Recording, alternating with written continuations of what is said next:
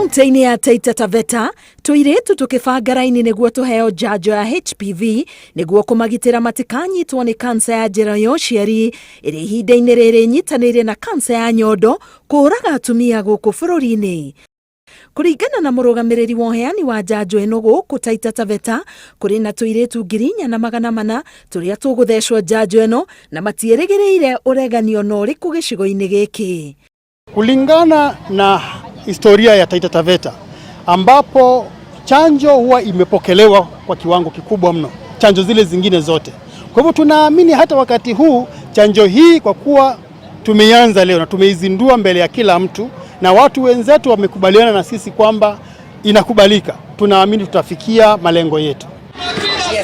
Na kwa kaunti-inĩ ya Machakos, kairĩtu ka mbere kahetwo njanjo ĩno nĩ CEC wa ũgima wa mwĩrĩ Ndagĩtarĩ Ancent Kituku, ũrĩa ũrĩtie aciari matikamĩtigĩre amu no ta njanjo iria ingĩ ciana cikoretwo cikĩheo na cikaguna mĩĩrĩ yao ĩkahota kũhũrana na mĩrimũ ta polio na gĩthũkũ.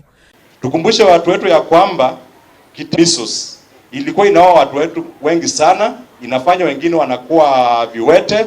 Na wakati nao tulianza, serikali ilianza ikakuwa hii inapatiana kama routine hiyo vaccination against measles, polio na magonjwa mengine mingi sana. Hiyo ugonjwa karibu imeisha kabisa, kwa ni kuiza watu wengi hapa. Kuna watu wajeona mtu akona polio, kuna watu wajeona mtu akona measles, na tukipatiana nao hii chanjo, wasichana wetu tutakuwa tumewaprotect yenye zinakuja miaka 10, miaka 20, miaka 30. Thutha wa gũthecwo rita rĩrĩ rĩa mbere, tũirĩtu tũtũ tũkũheo kandi ya kuonania nĩ tũhetwo njanjo ĩno ĩrĩa ĩgacokerithio rĩa kerĩ thutha wa mĩeri 6. Ngĩribotera Inooro TV, ngetwo Karo Kenyugo Mwaura. Ndio nitamwalika akuje.